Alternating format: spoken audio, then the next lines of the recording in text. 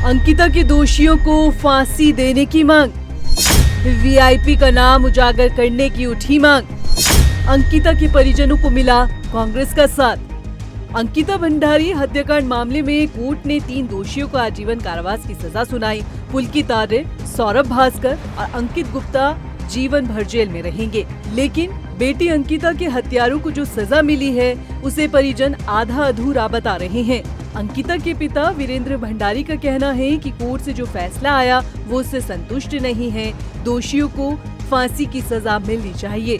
साथ ही उन्होंने कहा कि रिजॉर्ट से सबूत नष्ट किए गए हैं। पूरे मामले में रसूखदार लोगों के शामिल होने के कारण वो ऊपरी अदालत में अपील करेंगे। कोर्ट का न्यायालय का जो अंतिम फैसला था और जिस तरह से इन्होंने उनके लिए आरोपियों को जो आजीवन कारावास की सज़ा सुनाई है, मैं इससे संतुष्ट नहीं हूँ। क्योंकि जिस तरह से इन्होंने मेरी निर्दोष लड़की को मारा है, तो मैं तो शुरू से कहना चाहता हूँ, कह रहा था कि भाई मौत के बदले मौत। तो हम हमारे जीते जी इनको तो फांसी की सज़ा होनी चाहिए। हम हाई कोर्ट जाएंगे। वहीं कांग्रेस प्रदेश अध्यक्ष करण महारा ने अंकिता भंडारी हत्याकांड मामले में न्यायालय द्वारा तीनों आरोपियों को आजीवन कारावास की सजा सुनाए जाने के फैसले का स्वागत किया है। उन्होंने कहा है कि ये निर्णय न्याय की दिशा में एक महत्वपूर्ण कदम है।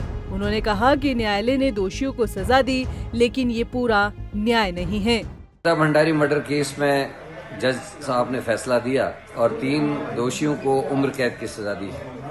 हम उनके इस फैसले का स्वागत करते हैं, लेकिन एक बात जरूर है कि कोर्ट अपना फैसला सबूतों के आधार पर करती है।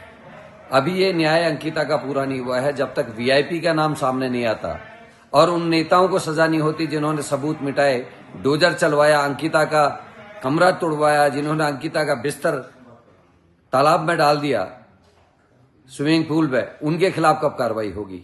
वो पुलिस के अधिकारी जिसने कमरे को वीआईपी बताया, उसके खिलाफ जब तक कार्रवाई नहीं होती, उस विधायक और उस बड़े नेता के खिलाफ जब तक कार्रवाई नहीं होती जिसने पूरे सबूत मिटाने का काम किया, डोजर चलवाया, आग लगवाई, और आग एक बार नहीं 17 दिन के बाद दोबारा आग लगी है, तो हम अंकिता के न्याय को आज अधूरा न्याय मानते हैं। प्रकृति को अपना न्याय करना होगा। वो वीआईपी जिसके लिए अंकिता की ये दशा की गई, उसका नाम सबके सामने आना बहुत आवश्यक है। वहीं कैबिनेट मंत्री कोर्ट के फैसले का स्वागत कर रहे हैं। कैबिनेट मंत्री सुबोध उनियाल ने कहा है कि ये तमाचा उन लोगों पर है जो अंकिता भंडारी मामले को लेकर सरकार पर आरोप लगा रहे थे। ये क्योंकि मामला न्यायालय में था और न्यायालय एक प्रोसीजर है, उसको फॉलो करते हुए हेयरिंग के बाद निर्णय लेता है।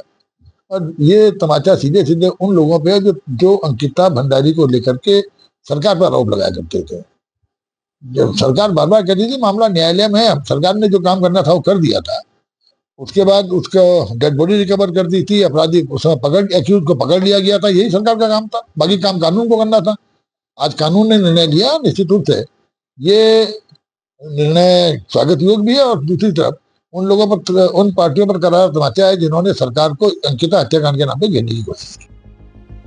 अंकिता भंडारी हत्याकांड मामले में पूरे 2 साल 8 महीने के बाद कोर्ट ने फैसला सुनाया है। दोषियों को उम्र कैद की सजा सुनाई गई है, लेकिन अंकिता के माता पिता न्यायालय से आरोपियों के लिए फांसी की सजा की मांग करते हुए उच्च न्यायालय में जाने की बात कह रहे हैं।